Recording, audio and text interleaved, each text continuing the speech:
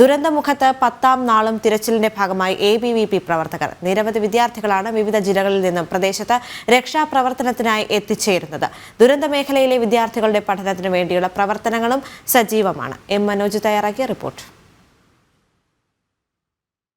വയനാട് ഉരുൾപൊട്ടൽ ദുരന്തത്തിൽ 10ാം നാളും തിരച്ചിൽ പുരോഗമിക്കുകയാണ്. നിരവധി സന്നദ്ധ സംഘടനകളും അതോടൊപ്പം തന്നെ വിവിധ വകുപ്പുകളുമൊക്കെ സൈന്യവുമൊക്കെ ചേർന്നാണ് തിരച്ചിൽ നടത്തുന്നത്. അതോടൊപ്പം തന്നെ വിദ്യാർത്ഥി സംഘടനകളും ഇതിൽ സജീവമാണ് എന്നുള്ളതാണ്. നിരവധി വിദ്യാർത്ഥികളാണ് വിവിധ മേഖലകളിൽ നിന്നും ABVPയുടെ നേതൃത്വത്തിൽ ഈ ദുരന്തഭൂമിയിലേക്ക് എത്തുന്നത്. മുണ്ടക്കയിലും ചുരക്കലിലുമൊക്കെ നടക്കുന്ന തിരച്ചിൽ, അതായത് പ്രതിസന്ധികളൊക്കെ തരണം ചെയ്തുകൊണ്ട് ആ മേഖലയിലേക്ക് കടന്നെത്തിക്കൊണ്ട് നിരവധി വിദ്യാർത്ഥികളാണ് ഈ തിരച്ചിലിൽ ഏർപ്പെടുന്നത് എന്നുള്ളതാണ്. ഈ തിരച്ചിലിന് വേണ്ട എല്ലാ സജ്ജീകരണങ്ങളും ഒരുക്കിക്കൊണ്ട് മറ്റ് ആയുധങ്ങളൊക്കെ ആയാണ് അവർ അങ്ങോട്ടേക്ക് പോകുന്നത്. എന്തായാലും നമ്മളോടൊപ്പം ABVPയുടെ സംസ്ഥാന സെക്രട്ടറി ഈശ്വരപ്രസാദ് കൂടെ ചേരുകയാണ്.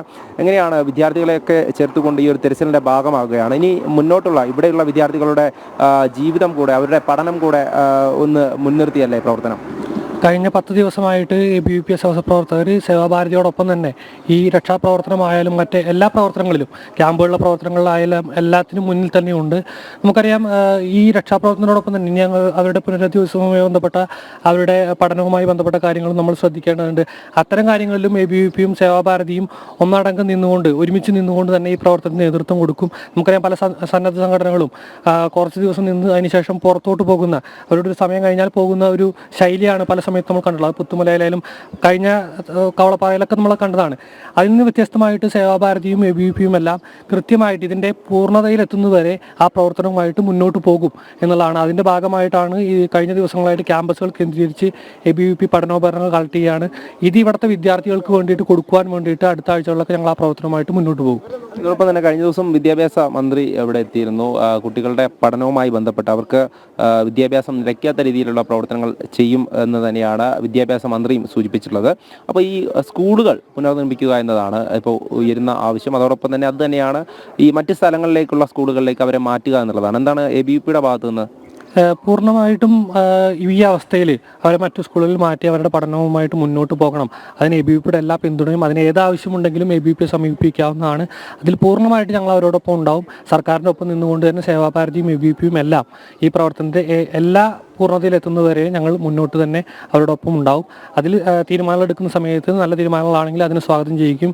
അതോടൊപ്പം തന്നെ അവർക്ക് വേണ്ട സാഹചര്യം, നമുക്കറിയാം സർക്കാരിന് ഒറ്റയ്ക്ക് ഈ കാര്യങ്ങൾ മുന്നോട്ട് കൊണ്ടുപോകുന്ന സാഹചര്യം എല്ലാ നിലയിലൂടെയുള്ളത്. ആ സമയത്ത് പൂർണ്ണമായിട്ടും ഞങ്ങളുടെ സഹായത്തോടു കൂടിയിട്ട് തന്നെ ഇത്തരത്തിലും പഠനോപകരണങ്ങൾ വിതരണം ചെയ്യുക, അവരുടെ പഠനം ഏറ്റെടുക്കുക, ഇത്തരം കാര്യങ്ങളുമായിട്ട് ABVPയും സേവാഭാരതി അവരുടെ വീടുകൾ നിർമ്മിച്ചു കൊടുക്കുക, അത്തരം പ്രവർത്തനങ്ങളുമായിട്ട് മുന്നോട്ട് പോകും.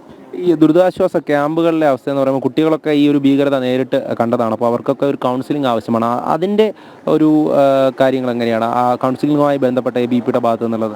നിലവിൽ ABVPയുടെ MSW സ്റ്റുഡൻസ്, അതേപോലെ വിവേകാനന്ദ സമിതിയുടെയും ഒക്കെ MSW സ്റ്റുഡൻസ് ഇവിടെ അടുത്ത ദിവസങ്ങളെത്തുകയും കൗൺസിലിംഗ് അങ്ങനെയുള്ള കാര്യങ്ങൾക്ക് അതിന് നേതൃത്വം കൊടുക്കുകയും ചെയ്യും. അത് നിലവിൽ ഒരു യൂണിറ്റ് എത്തി. ഇനി അങ്ങോട്ട് ആ പ്രവർത്തനവുമായിട്ട് അടുത്ത ക്യാമ്പ് പൂർത്തീകരിക്കുന്നത് വരെ, നമുക്കറിയാം ഒരു വലിയ അപകടമുണ്ടായ സമയത്ത് അവർ മാനസികമായി തളർന്നിട്ടുള്ളത്. ആ സമയത്ത് അവരോടൊപ്പം MSW അതേപോലെ സൈക്കോളജി സ്റ്റുഡൻസ് ഇവിടെ എത്തുകയും അവർ ആ പ്രവർത്തനവുമായിട്ട് മുന്നോട്ട് പോവുകയും ചെയ്യും. എന്തായാലും ഈ തിരച്ചിൽ ഔദ്യോഗികമായി അവസാനിപ്പിക്കുന്നവരെ അല്ലെങ്കിൽ ഇതിൻ്റെ പൂർണ്ണതയിലേക്ക് എത്തുന്നവരെ വിദ്യാർത്ഥികൾ നിരന്തരമായി ഇങ്ങോട്ടേക്ക് എത്തും.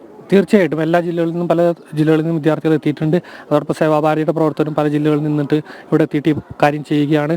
അത് ഇതിൻ്റെ പൂർണ്ണതയിൽ എത്തുന്നവരെ ആ പ്രവർത്തനം ഉണ്ടാകും എന്നുള്ളത് ഉറപ്പാണ്.